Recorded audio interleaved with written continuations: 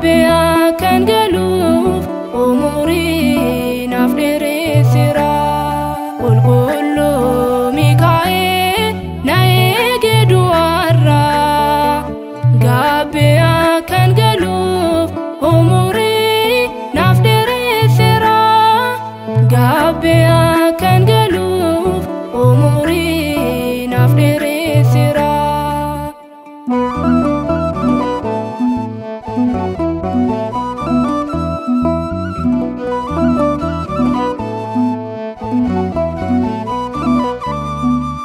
Ergama Waaqayyoo kan akka keenyu situ na baasa dukkana keessaayyuu.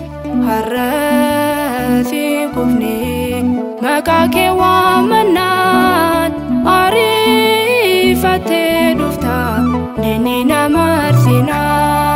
Qulqulluu Mikaa'el na eege du'aarraa. Gabbiyaa kan galuuf umurii naaf dheeresseera. Gabbiyaa kan galuuf umurii naaf dheeresseera.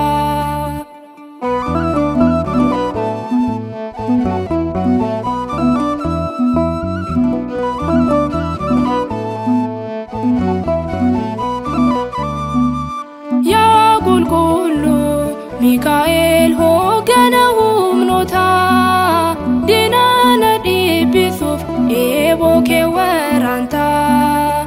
Amma jiraachuu koo wabiin koo sidha, akka na tiksitu Waaqayyoo kan si ergedha. Qulqulluu Mikaa'el na eege du'aarraa. Gabbiyaa kan galuuf umurii naaf dheeresseera. Gabbiyaa kan galuuf umurii naaf dheeresseera.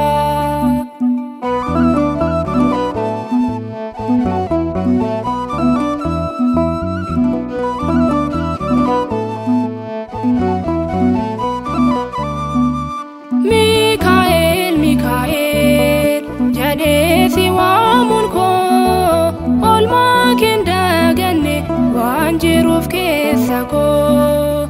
Eegumsa keetiin qormaataaf taareera.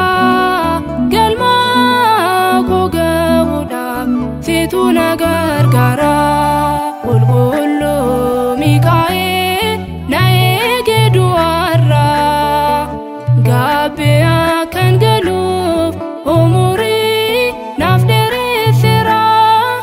Gabbiyaa kan galuuf umurii naaf dheeresseera.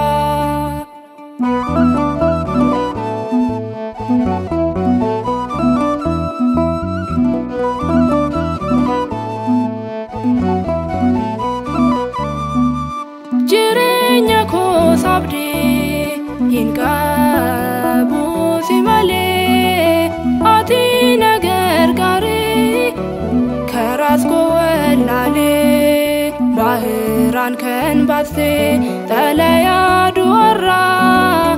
Har'as na eegi wanta hamaarraa. Qulqulluu Mikaa'el na eege du'aarraa. Gabbiyaa kan galuuf umurii naaf dheeresseera. Gabbiyaa kan galuuf umurii naaf dheeresseera. Qulqulluu Mikaa'el na eege du'aarraa. Gabbiyaa kan galuuf umurii naaf dheeresseera. Gabbiyaa kan galuuf umurii naaf dheeresseera.